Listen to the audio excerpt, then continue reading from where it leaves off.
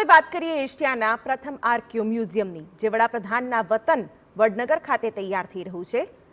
જી હા, મહેસાણાના વડનગર ખાતે આર્કિયોલોજીકલ એક્સપિરિયન્સ મ્યુઝિયમની કામગીરી જોરશોરથી ચાલી રહી છે।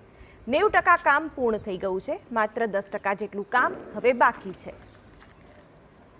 વડનગરમાં આજે આપણે બતાવીએ વડાપ્રધાનના જન્મદિવસે ખાસ એશિયાનું સૌથી મોટું આર્કિયોલોજીકલ મ્યુઝિયમ।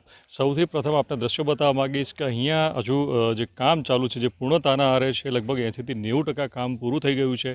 આ દ્રશ્યો છે વડનગરના અમરથોળ દરવાજા પાસેના જે તૈયાર થયું છે આર્કિયોલોજીકલ મ્યુઝિયમ, જે એશિયાનો સૌ પ્રથમ આર્કિયોલોજીકલ મ્યુઝિયમ છે। 21 મીટર ઊંચું આ મ્યુઝિયમ છે। 3 માળની ગેલેરીમાં વડનગરના 7 અલગ અલગ પીરિયડના કલ્ચરની પ્રતિનિધિ કરાવતા ચિત્રો અને અવશેષો આ મ્યુઝિયમમાં સૌ પ્રથમ આપ ટીવી સ્ક્રીન પર આ દ્રશ્યો નિહાળો છો કે જે પૂર્ણતાના આરે છે। આ મ્યુઝિયમ પાછળની સામગ્રીની વાત કરીએ તો લગભગ 13,525 સ્ક્વેર ફૂટ એરિયામાં આ મ્યુઝિયમ બન્યું છે। 326 જેટલા પિલ્લર પર આ મ્યુઝિયમ ઊભું કરાયું છે। 21 મીટર જેટલું ઊંચું છે।